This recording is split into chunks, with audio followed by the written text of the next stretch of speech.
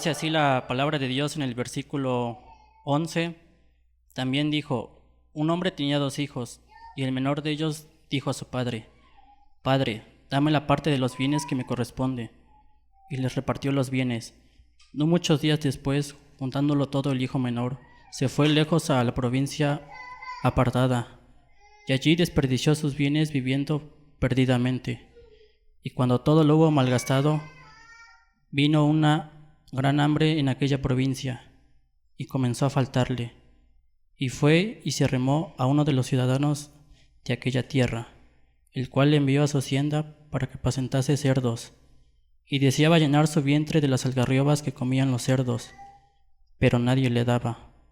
Y volviendo en sí, dijo: ¿Cuántos jornaleros en casa de mi padre tienen abundancia de pan, y yo aquí perezco de hambre? Me levantaré e iré a mi padre, y le diré: Padre, he pecado contra el cielo y contra ti. Ya no soy digno de ser llamado tu hijo. Hazme como a uno de tus jornaleros. Y levantándose, vino a su padre, y cuando aún estaba lejos, lo vio a su padre, y fue movido a misericordia, y corrió y se echó sobre su cuello y le besó. Y el hijo le dijo: Padre, he pecado contra el cielo y contra ti, y ya no soy digno de ser llamado tu hijo. Pero el padre dijo a sus siervos: Sacad el mejor vestido y vestidle, y poned un anillo en su mano y calzado en sus pies. Traed el becerro gordo y matadlo, y comamos y hagamos fiesta, porque este es mi hijo, muerto era, y ha revivido, se había perdido y es hallado. Y comenzaron a regocijarse. Su hijo mayor estaba en el campo, y cuando vino, llegó cerca de la casa, oyó la música y las danzas, y llamando a uno de los criados le preguntó qué era aquello. Él le dijo: Tu hermano ha venido, y tu padre ha hecho matar el becerro gordo, por haberle recibido bueno y sano. Entonces se enojó y no quería entrar. Salió por tanto su padre y le rogaba que entrase. Mas él, respondiendo, dijo al padre: He aquí tantos años te sirvo, y no habiéndote desobedecido jamás, y nunca me has dado ni un cabrito para gozarme con mis amigos. Pero cuando vino tu hijo, que ha consumido tus bienes con rameras, has hecho matar para él el becerro gordo. Él entonces le dijo: Hijo, tú siempre estás conmigo, y todas mis cosas son tuyas. Mas era necesario hacer fiesta y regocijarnos, porque este es tu hermano, era muerto y ha revivido, se había perdido y es hallado. Amén. El pasado domingo celebró el mundo y el comercio celebraron el Día del Padre. Y aunque nosotros no celebramos las fiestas del mundo porque no somos de este mundo, dice Juan en el capítulo 17, que estamos en este mundo, pero no somos de este mundo. No celebramos las fiestas, pero sí queremos recordar al Padre. Y ser como Pablo, que aprovechaba cualquier oportunidad para hablar del Padre. Y en esta noche pues vamos a hablar del Padre, porque el concepto, la apreciación del Padre es muy diferente la que tiene el mundo a la que tenemos nosotros. En el mundo, el ser padre, dice la definición de la Real Academia de la Lengua Española, es un varón o un macho que ha engendrado uno o más hijos. Así lo contextualiza el mundo, y en especial la Real Academia. Y nosotros sabemos que, legalmente hay dos maneras de ser padre.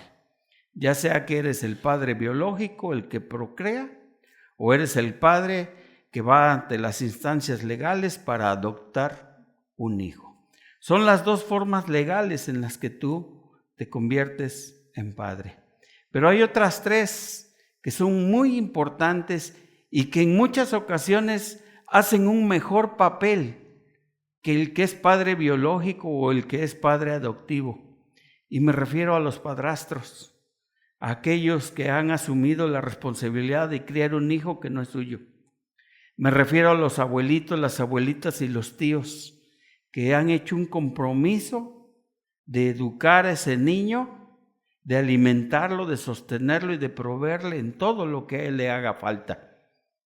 Y también no podemos olvidar a las madres solteras, las que han dicho sí a la vida. Aquellas que tal vez fueron usadas, engañadas y no les cumplieron, pero que han determinado ser madre y padre a la vez. Estos tres últimos de los que hablamos a veces hacen un mejor papel que los padres biológicos, ¿sí? Y son las maneras en las que uno llega a ser padre. Y a nosotros nos interesa mucho no lo que dice el mundo, sino lo que dice la Escritura acerca del padre, de qué es ser padre. Y en el contexto bíblico, en la Escritura, lo tenemos definido en 5 maneras. Uno es el que engendra, el progenitor. Y cuando vamos a Mateo 1, en el capítulo 1, no lo busquen, ahí tenemos toda la genealogía desde Adán hasta Jesús. Y nos habla cuántas generaciones pasaron para llegar a David y luego para llegar a Jesús. Y esa es una genealogía la cual los hebreos les llaman los padres. Ellos los reconocen como padres.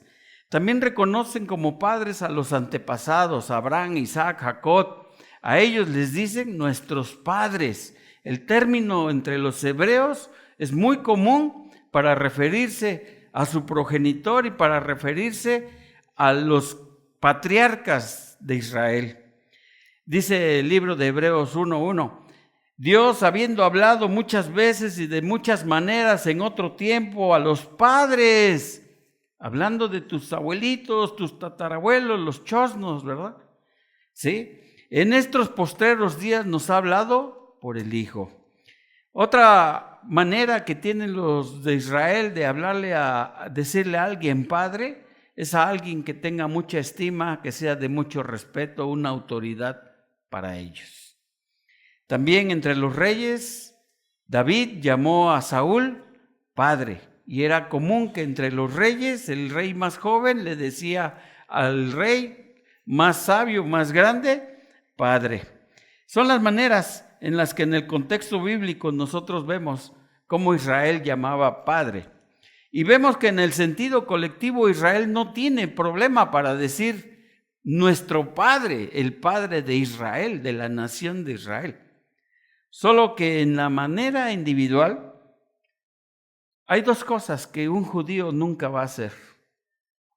Una es comer carnitas, porque para ellos es un animal inmundo. No vas a ver un judío en un puesto de carnitas, no lo vas a ver nunca.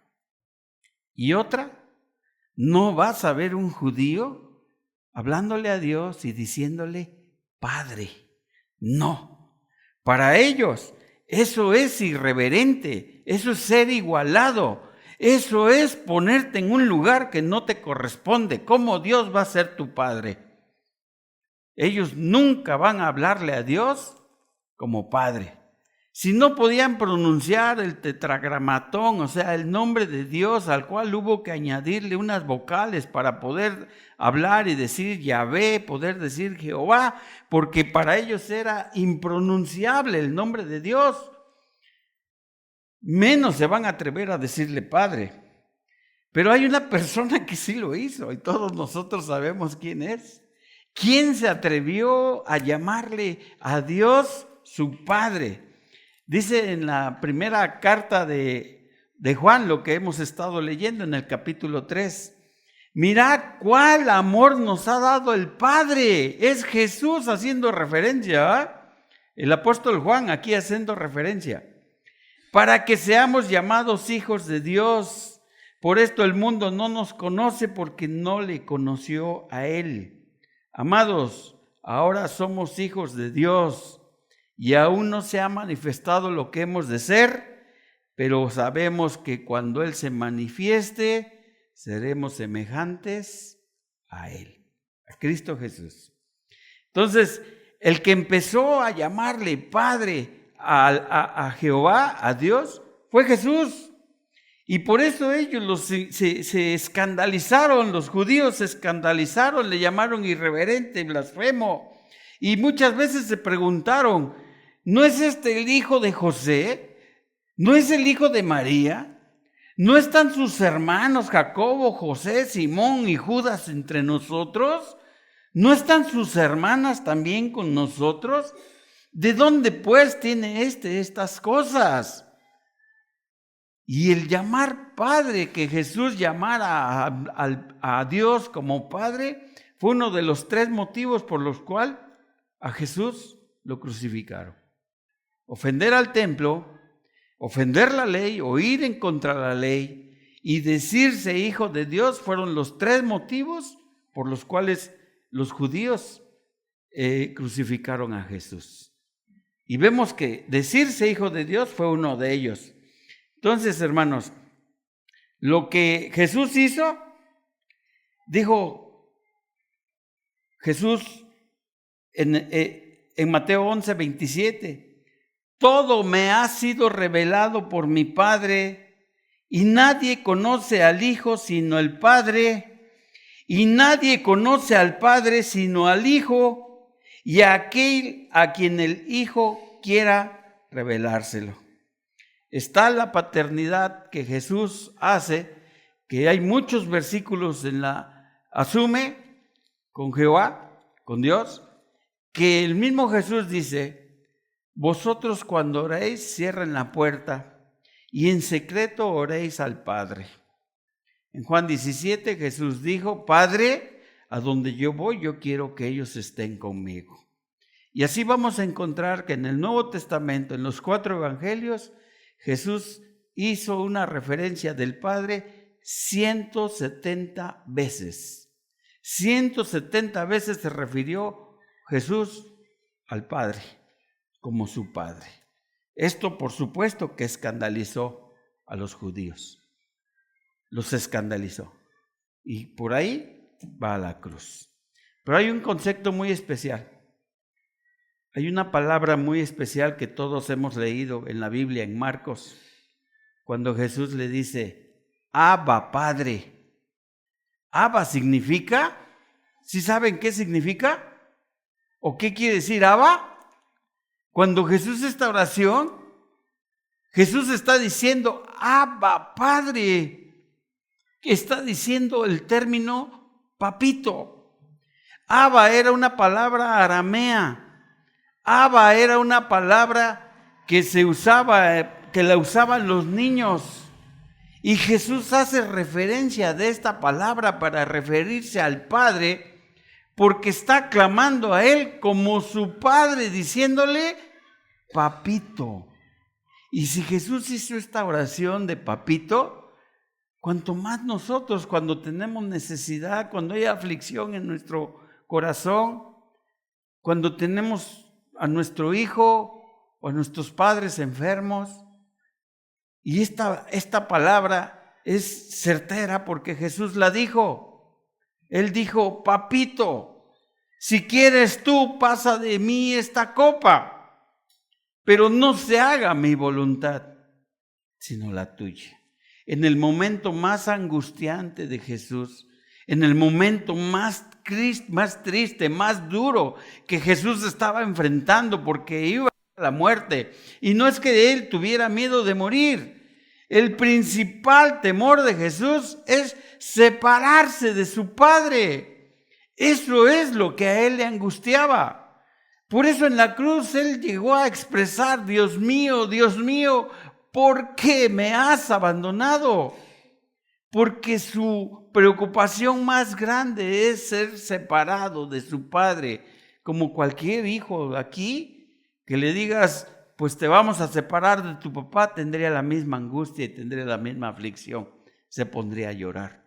Y es lo que Jesús hizo. Y ahí es cuando Él exclamó, papito, papito, ¿por qué te separas o por qué te separas de mí? Pasa de mí esta copa, pasa este trago, pero no se haga mi voluntad sino la tuya. Es lo que dijo Jesús. Hermanos, no solo Jesús hizo esta oración. En Lucas 11 dice la Escritura que llegaron sus discípulos y le preguntaron a Jesús: enséñanos a orar como tú oras. Que ellos tenían un modelo de oración, como habían visto a los sacerdotes, esos que se paraban en las esquinas de la sinagoga y hacían sus oraciones, dice Mateo 6, para ser vistos por la gente, para ser vistos por los demás. De cierto, dijo Jesús, ya tienen su recompensa, porque ya fueron vistos, ya fueron aplaudidos, ya fueron admirados por esa gente. Y muy seguramente cuando abrían los ojos después de hacer esas oraciones largas, llenas de palabrería, tenían ahí una gallina, tenían ahí unas monedas, recogían el puesto y se iban a la otra esquina del templo, porque eran unos meros comerciantes. Y es por eso que Jesús dice: cuando tú ores, cerrada la puerta, entra en tu aposento y ora a tu Padre que está en lo secreto. Y lo que tú le confieses en lo secreto, Él te lo va a recompensar en público. También dijo Jesús: y orando no uséis vanas palabrerías, como los que creen que por sus muchas palabras serán escuchados, serán oídos. Y nosotros vemos que hay algunos que les gusta que los vean y otros que les gusta que los oigan, porque Jesús está haciendo hincapié aquí.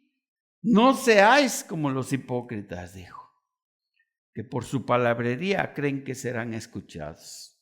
Es el modelo que Jesús nos puso de oración. Y ahí confirmó cuando le dijo a sus discípulos que le dijeron: enséñanos a orar como tú oras, enséñanos a orar como Juan enseñó a sus discípulos. Ahí Jesús les puso el modelo y fue cuando dijo: cuando vosotros oraréis, oraréis así: Padre nuestro que estás en el cielo, santificado. Y los discípulos aprendieron muy bien. Nosotros vemos por todo el Nuevo Testamento las oraciones de Pablo y cómo Pablo se refiere a Jesús y se refiere a Dios como el Padre. Vemos cómo Santiago dice que toda buena dádiva y todo don perfecto desciende de lo alto, del Padre de las luces. Juan en el capítulo 3 dice: mirad cuál amor nos ha dado el Padre. Ellos aprendieron muy bien a orar, de tal manera que llamaron al Padre, llamaron a Dios como su Padre. Amén. Y ese es el verdadero significado de ser padre, que Dios es Padre. Y si Dios le ha dado a las mujeres la virtud de ser madres, algo que no le ha dado a los hombres y no se lo ha dado a nadie, a nosotros los hombres nos ha dado la virtud de ser igual a Él al ser padres. Dices: ay, hermano, usted nos está comparando con Dios. No, así dijo Dios. Porque dijo que ¿quién de vosotros, si su hijo le pide un pan, le da una piedra? ¿O quién de vosotros, si su hijo le pide un pescado, le va a dar una serpiente? Si vosotros, siendo malos, sabemos hacer cosas buenas, cuanto más vuestro Padre en el cielo nos va a recompensar. De manera que lo que le pidiésemos, Él, en conforme a su voluntad, nos lo va a dar. Amén. Es la figura del Padre. Nosotros somos padres y hacemos muchos esfuerzos para poder darle a nuestros hijos lo que necesitan. Yo los veo, lo acabamos de leer ahorita, ¿no? Bienaventurado el varón al que el fruto de sus manos le honra, le rinde. Bendición es tu trabajo porque con él puedes sostener a tu familia. Y eso es lo que nos hace a nosotros igual al Padre en las responsabilidades con los hijos. Ahora vamos a pasar a lo que es las funciones del Padre. de todos los padres. Nosotros tenemos como primera función ser proveedores. Y somos proveedores en 3 áreas. Somos proveedores espirituales, somos proveedores económicos y somos proveedores morales. Proveedores espirituales, dice Deuteronomio capítulo 6, y estas palabras que yo te mando hoy las enseñarás a tus hijos al acostarte, al levantarte, al ir al campo, las pondrás en los frontales sobre tus rostros, sobre tus ojos, y las escribirás en las puertas de tu casa, porque has confesado que Jehová uno es, y le amarás con todo tu corazón, con toda tu alma, con todas tus fuerzas. Esas que acabas de decir, le está diciendo en Deuteronomio 6, verso 6, repíteselas a tus hijos. Nosotros somos proveedores espirituales de nuestros hijos. ¿Cómo puedo yo ser como Ana, venir y presentar a mi hijo? No se trata de que lo presentes como el domingo presentaron un niño. Se trata de que lo instruyas. Se trata que leas la Biblia con él. Se trata que cantes con él cantos a Dios. Se trata de que ores con él. Un niño, dicen los estudiosos, que te va a prestar cada año que tiene, te va a prestar 1 minuto. Si es un niño que tiene 5 años, tú le puedes dar una lección de no más 5 minutos. Al 6º ya perdió la atención, ya se distrajo, ya se quiere ir. Y así dicen los pedagogos, que los niños te van a prestar lo que tengan de edad, va a ser su tiempo de atención que te van a prestar. Entonces aprovechemos y hagamos con ellos oraciones que salgan de su interior y que le digan: gracias, Padre, gracias, Jesús, cuida de mi papá, cuida de mis abuelitos, gracias por los alimentos. Somos proveedores espirituales, hermanos, y se lo hemos dejado a los maestros, se lo hemos dejado a las esposas, a la mamá. Y no dice aquí la Biblia que sea una cuestión de mamá. Dice que es una cuestión de papá. Esa es nuestra responsabilidad mayor. Proveer a nuestros hijos en lo espiritual. Proveer a nuestros hijos en lo moral. A la escuela van y aprenden matemáticas, física, ciencias naturales, química. Pero el por favor y el gracias lo aprenden en la casa. La educación sexual no la tienen que recibir en la escuela. Yo les tengo que enseñar cómo se procrea un hijo. Decirles cómo. Que no la escuela los pervierta, como hemos dicho en muchas ocasiones.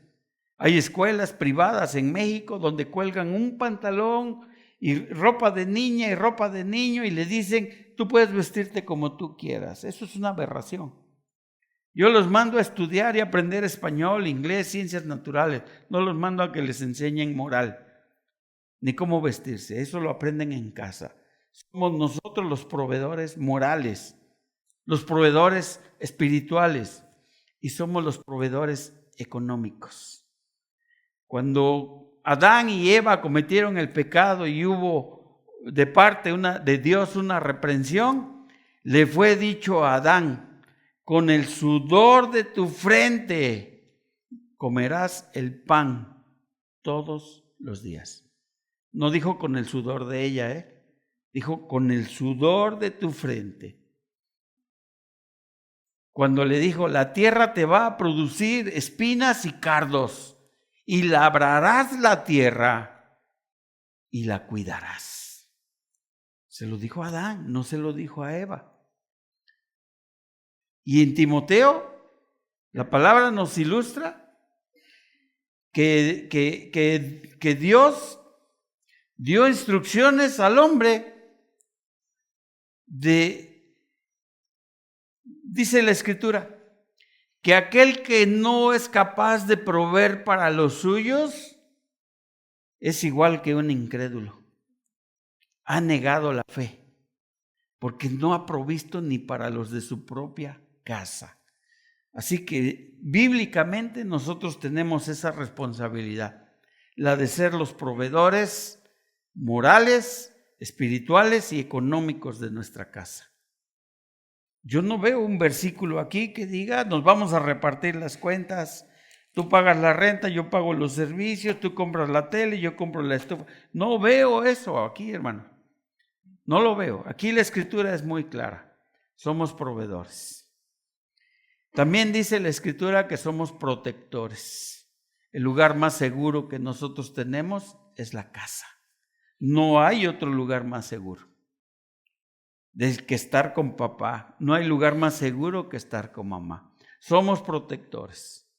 Y sepa el mundo y sepa todo mundo que si se meten con mi hijo, con mi hija, se meten conmigo. Porque él no está solo. El Salmo 23 nos hace una referencia. Que aunque ande en valle de sombra de muerte, aunque ande en peligro, Señor, tú me vas a sostener y nada me va a faltar. Eso es lo que nuestros hijos deben de decir con relación a su padre.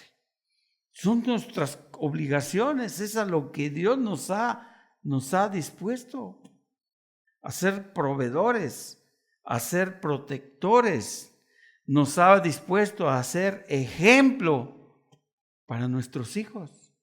Seamos ejemplo para ellos. Un hijo, todo lo que tú hagas lo va a hacer. Todo. Si tú hablas groserías, él va a hablar groserías. Si tú dices, hoy no voy a la iglesia, no te extrañe que dentro de 8 días el que no quiera ir a la iglesia sea él. Todo lo que tú hagas, él lo va a repetir. Así que tenemos que ser buenos ejemplos para nuestros hijos.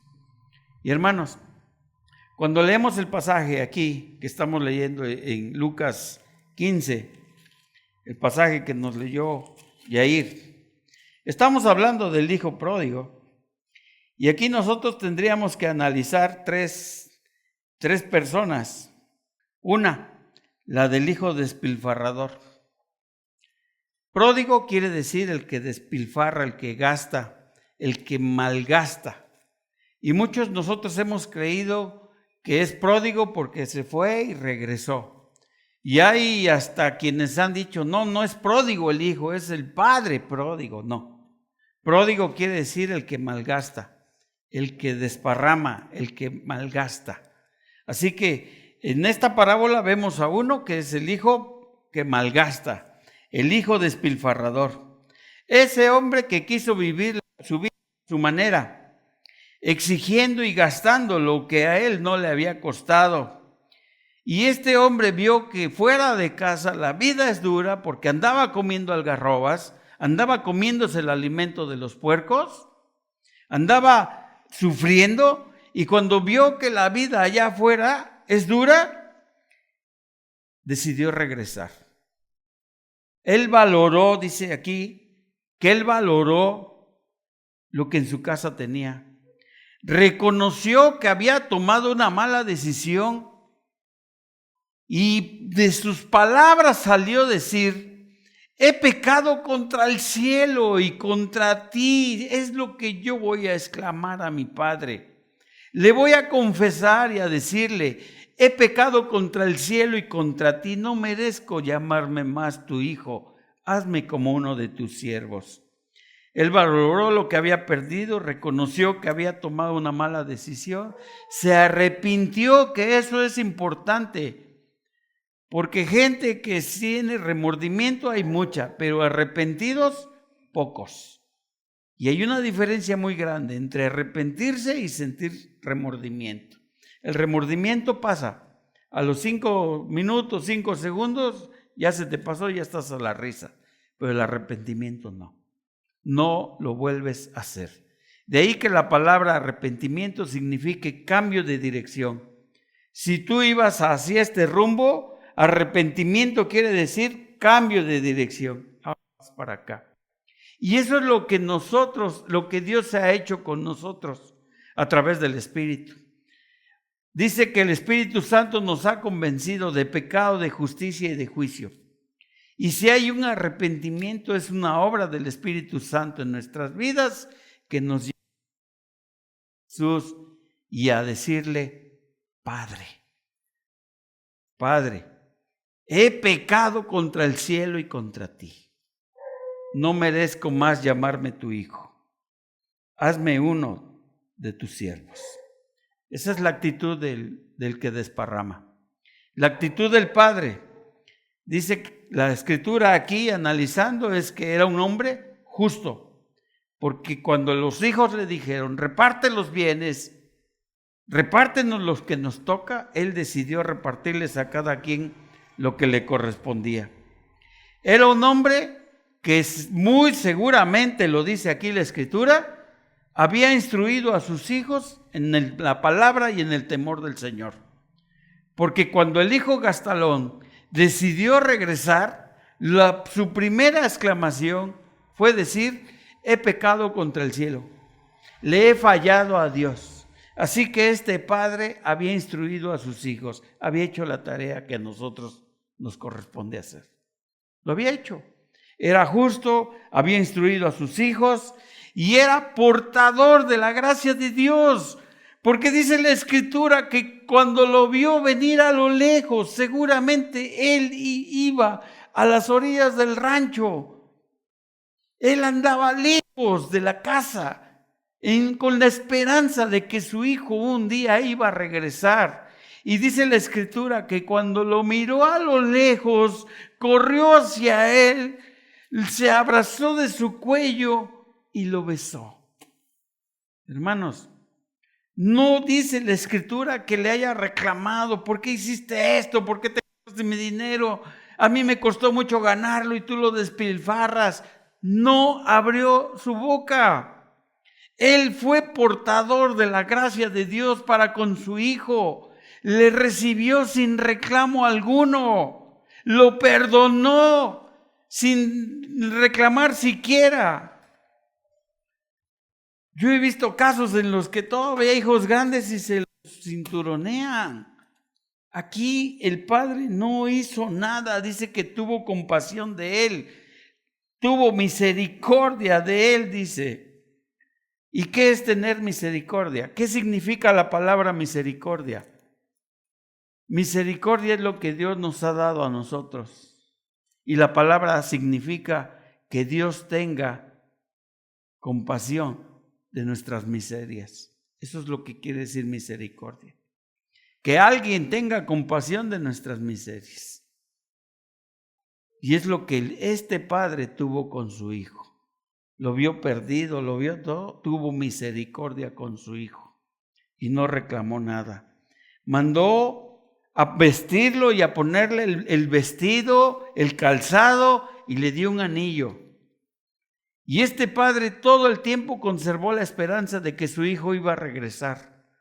Porque cuando él se fue se llevó sus cosas, pero él apartó un vestido, él apartó un calzado y él le mandó a hacer un anillo.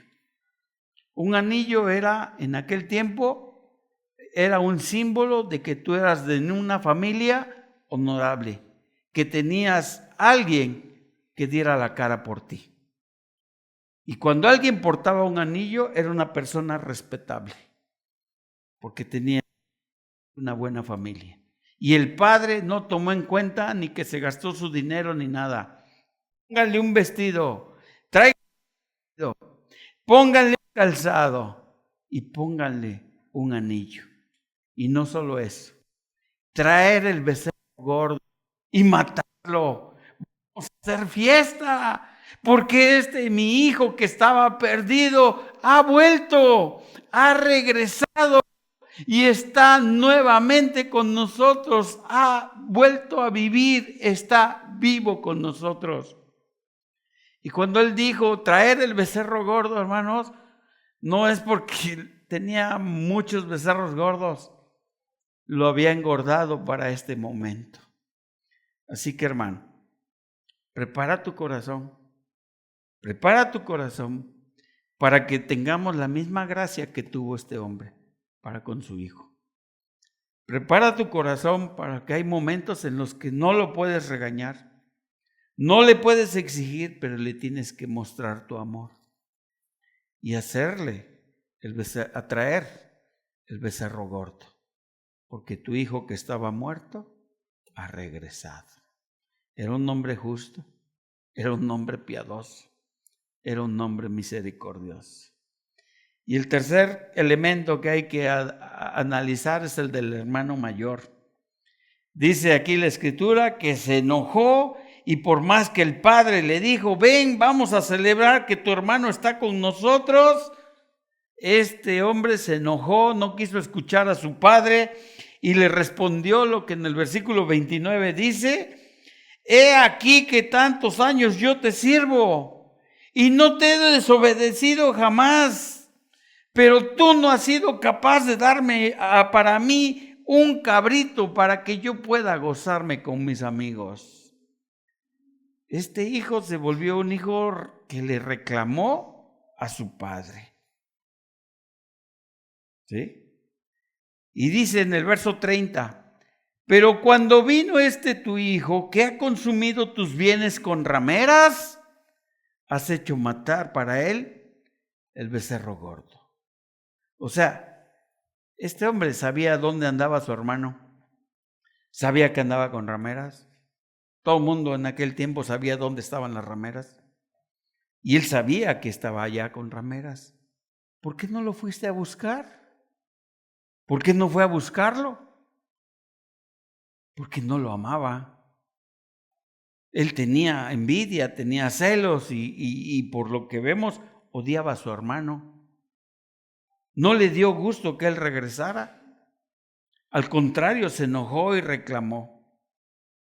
Y el padre le contestó: hijo, tú siempre estás conmigo y todas mis cosas son tuyas, mas era necesario hacer fiesta y regocijarnos, porque tu hermano era muerto y ha revivido, se había perdido y es hallado.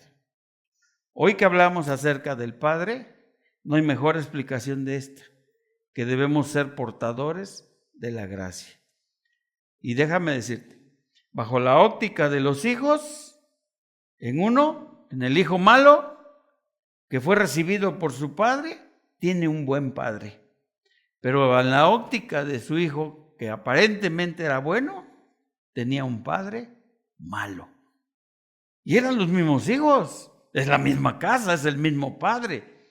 Pero muchas veces bajo la óptica de los hijos somos buenos padres, pero a la óptica del otro hijo somos malos padres. Y si nosotros hacemos un juicio, no podríamos decir, era un mal padre, pero para la óptica del que se cree bueno, nosotros somos malos. ¿Así? Entonces, habrá alguien que aquí me diga, hermano, yo no estoy de acuerdo con usted. No puedo creer que un padre sea así porque yo he tenido un mal padre. Alguien que me abandonó, que nos abandonó de chicos. Alguien que nos golpeó. Alguien que era alcohólico, que abusaba de mi mamá y hasta abusó de mí. No estoy de acuerdo con su concepto de padre porque no es lo que yo he vivido. No puedo creer que usted exalte a un padre cuando yo lo que he vivido es un mal padre. Déjame decirte que tú estás aquí gracias a ese hombre que ha sido tu padre. Esto no es una lotería en que si no naces de él, naces de aquel o naces del otro. No, la genética de Dios no funciona así. La genética de Dios es que de quien Él ha destinado que vas a nacer, de ahí vas a nacer.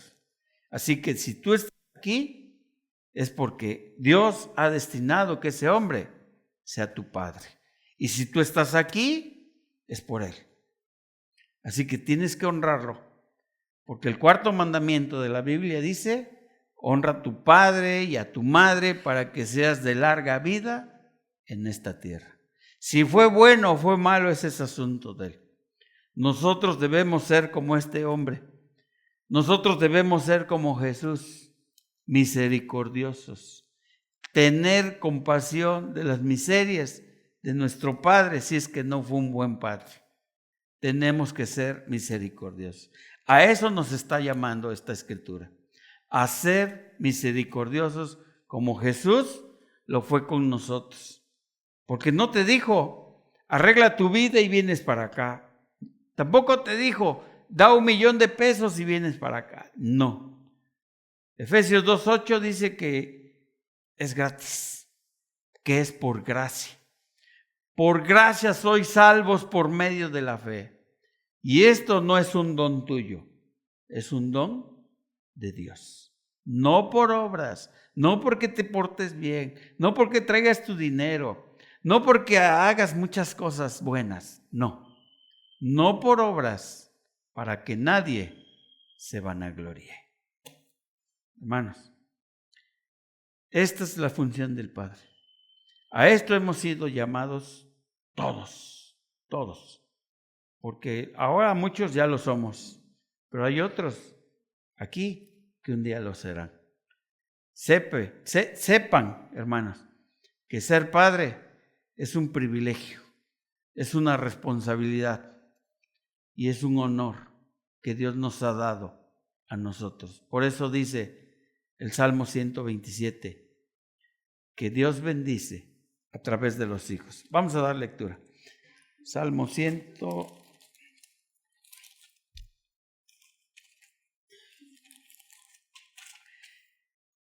Versículo 3 del Salmo 127. He aquí, herencia de Jehová son los hijos, cosa de estima es el fruto del vientre. Cuando tú ves una mujer embarazada, es el fruto del vientre, cosa de estima. Hermoso. Estos hijos serán como saetas, como flechas en manos del valiente. Así son los hijos habidos en la juventud. Bienaventurado el hombre que llenó su aljaba de ellos. No será avergonzado cuando hablare con los enemigos en la puerta. Ser padre es un don que Dios nos ha dado a nosotros, los hombres. Y el modelo lo tenemos en nuestro Señor y Salvador, Cristo Jesús.